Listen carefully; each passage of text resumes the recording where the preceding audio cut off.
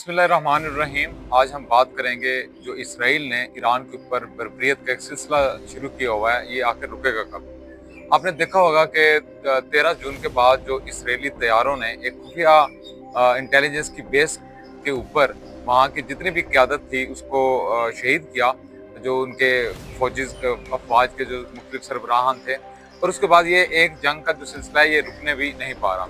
अगर ये make sure है कि अगर अमेरिका इस जंग के अंदर नहीं कूदता तो इसराइल जो है ये 10 से 12 दिनों के अंदर अपने घुटने टेक देगा। इस वक्त ये ज़रूरी है कि अमेरिका को इस जंग से दूर रहना चाहिए, क्योंकि अमेरिका जिसका भी इत्तेहादी बनता है वो बिलाकर उसी पर भी हमले करता है। 1980 के अंदर अमेरिका की आशीर्वाद के ऊपर जो इराक के सदर थे सद्दाम हुसैन, उन्होंने ईरान के ऊपर जो है वो चढ़ाई कर दी थी और ये जंग तकरीबन 10 साल तक जारी रही। इसके अंदर लाखों जो है वो शहादतें भी हुई दोनों तरफ से और बेशुमार इसका जानी और माली नुकसान हुआ दोनों ममालिक का। उसके बाद सिलसिला यहाँ पे नहीं रुका, बल्कि अमेरिका ने बाद में 2003 के अंदर इराक के ऊपर हमला कर दिया।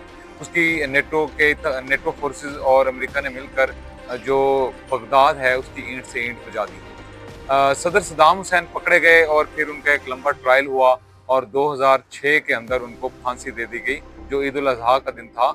ये सिर्फ लेसन इसलिए मुसलमानों को ये बताया गया कि हम आपके जो खुशी वाले दिन हैं उसमें हम आपको ये एक बुरी खबर दे रहे हैं। उसके बाद जब लीबिया के जो कर्नल कज़ाफ़ी थे, उन्होंने इस खतरे से आगाह किया अरब ममालिक को कि अगर इस अमेरिका को ना रोका गया तो सबकी बारी आनी है।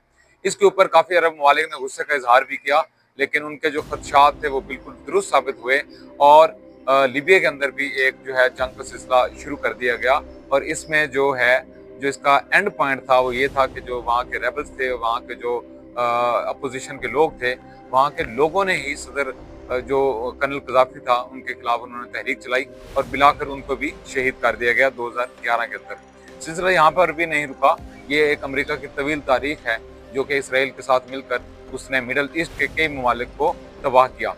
इसमें उसके बाद फिर यमन की बारी आई तो यमन के अंदर भी शदीद बमबारी की गई, वहाँ की हुकूमत को उल्टा गया और फिर ये सिलसिला वहाँ पर नहीं रुका, बल्कि शाम के अंदर जो बशार उल असद का रजीम था जो तकरीबन 20 साल से ज़ायद चला, उसको भी उन्होंने ख़त्म करने के लिए वहाँ पे प्रॉक्सीज वार का खात्मा किया और फिर बराह रास्त वहाँ पे बम्बार्डमेंट की गई। गो के बशार उल असद को रशिया की जानब से काफ़ी हेल्प मिलती रही, लेकिन वो हेल्प इतनी ज़्यादा नहीं थी कि वो उनकी हुकूमत को बचा सके और 2024 के अंदर दिसंबर में बशार उल असद को अपनी जान बचाकर वहाँ से भागना पड़ा। अब आते हैं दोबारा इसराइल और ईरान की तरफ कि आखिर इस जंग का जो खात्मा है वो क्या होगा। डोनाल्ड ट्रंप ने 12 दिन मांगे हैं। 12 दिन का मकसद या तो ये हो सकता है कि वो 12 दिन के अंदर अपनी तैयारी कर लें, इंटेलिजेंस बेस्ड तैयारी कर लें और अपने जो शिप्स हैं, क्रूज मिसाइल्स हैं, जो उसका टेक्टिकल जो उसका वेपन है, जिसको वो कह रहे हैं कि जो ईरानी तनसीबात हैं जो ज़ेर ज़मीन है 200 फीट तक, उसको वो उड़ा सकता है।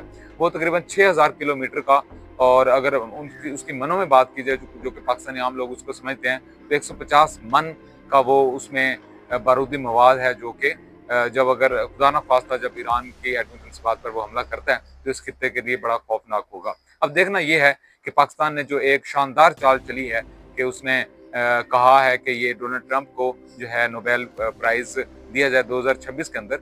अगर डोनाल्ड ट्रंप इस जंग में नहीं कूदता और गजा के अंदर भी वो सीज फायर करवा लेता है तो फिर पाकिस्तान का ये मौक़िफ़ दुरुस्त साबित होगा।